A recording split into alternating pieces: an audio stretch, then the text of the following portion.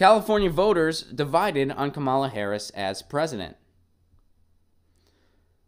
Oakland, California, on the heels of a high-profile White House campaign launch that cemented Harris's position as a top-tier 2020 contender, a new poll shows voters in her home state are divided on whether she would make a good president. 40% of voters in overwhelmingly Democratic California say the first-term senator would make a good president, and 38% say she would not, according to a Quinnipiac University poll released on Wednesday. Okay, California Democrats and Democrat-leaning voters are just as pumped about former VP Joe Biden. Ouch. Ouch. In Harris's home state, the total poll of voters is noticeably ambivalent about whether she has what it takes to be a good president.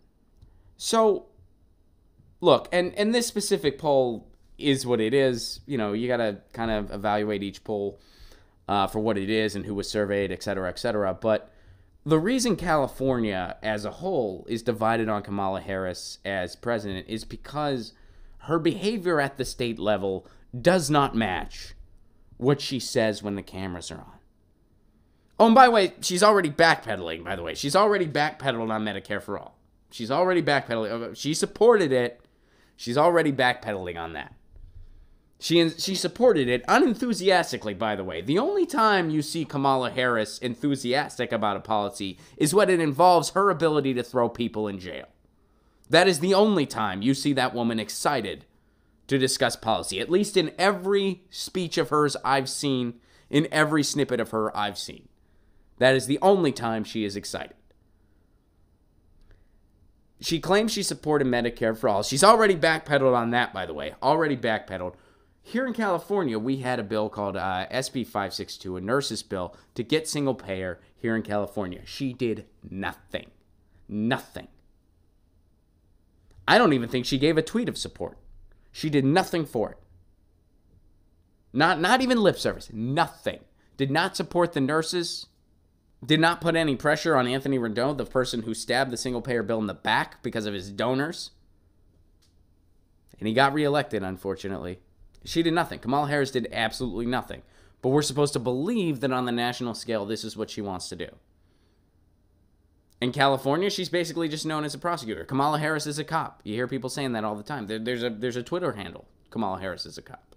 So she loves throwing people in jail because she loves prison labor. She's openly admitted to that, too. She talks about how we need prison labor. It's good for our economy. It's what she says. So she's fine with people in prison fighting wildfires and risking their life for $1 a day. That's fine by her. She's fine with our for-profit prison industry that is corrupt immeasurably. It creates a demand for prisoners. She's fine with that. She makes money off of it. She loves throwing people in jail unless those people are bankers. Then, ooh, no. Hands off. Steve Mnuchin, you're fine, buddy. You're fine. You didn't do anything wrong. So that's Kamala Harris. And I'd imagine that, yes, the state of California is very wary of her. And reasonably so. And deservedly so. And I have a feeling she's going to be the person for 2020. I have a feeling they're going to push her. They're going to make sure she gets the primary. They're going to force her down our throats. And I don't see her beating Trump. I mean, I really... And obviously, I don't want her to be the nominee. I don't want Kamala Harris to be the nominee because I'm not a fan of Kamala Harris. And I don't want to see Trump get another 4 years. I want a real opposition to Trump. I don't think Kamala Harris is going to be it, though. I mean, I really don't. And so I don't know if she'd beat him. I really don't. I don't know if she'd beat him. And, you know, I've laid out why I feel Tulsi Gabbard is the best option we got right now.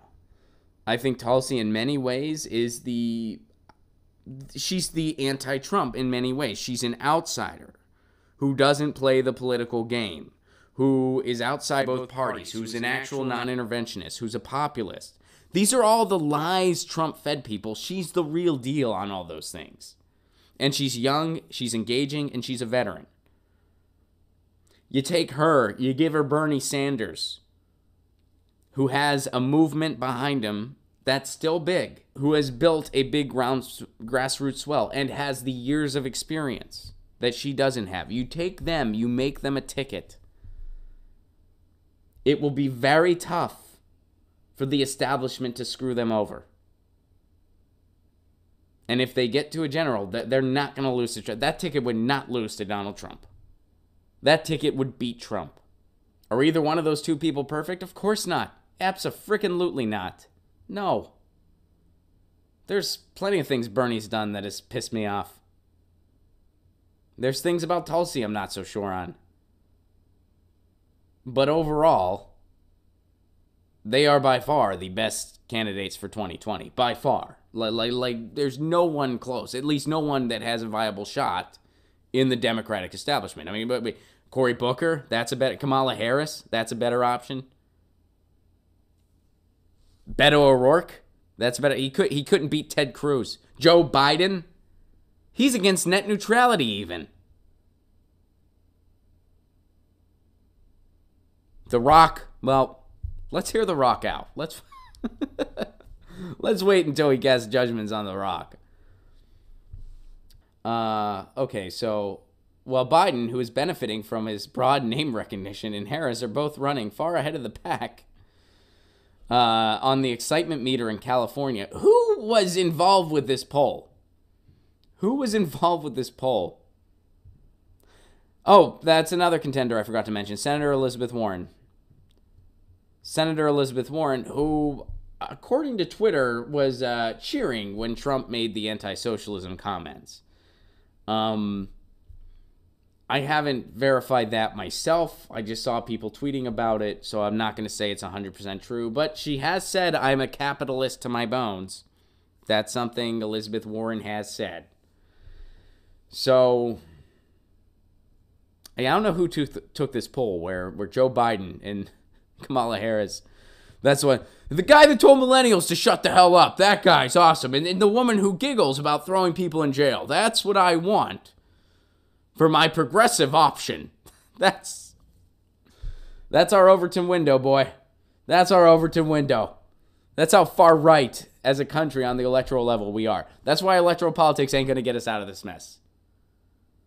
We are so far right as a country. It's unbelievable. It does not reflect the people that live here.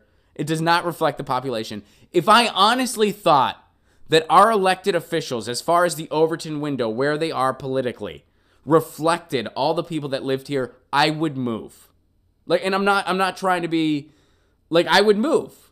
I would leave. I'd be like, I can't fucking, there's no chance for this fucking, this is ridiculous. I have to go somewhere else. I'm a comedian. I can basically work wherever I want. There's comedians that relocate to London and places like that all the time. I would be one of them. If I honestly believed that our elected officials represent the people that live here, I would just be like, well, I can't. I just feel very strongly differently. And I don't think I belong here. And I'd leave. But I don't believe that. I don't believe that for 1 second. I think that we are a much more progressive country than is represented in our politics. I think that at the end of the day, people just want to earn a living wage. They want to be able to send their kids to college. They want to be able to go to a doctor. And they want to live in a society where we treat each other with respect and dignity. I think that's what a lot of people want. I think that when people start seeing through the propagandized bullshit that's fed to them on a daily basis, they start to see that that's all we want. We just want to, and we want to know our neighbor. We want that. So,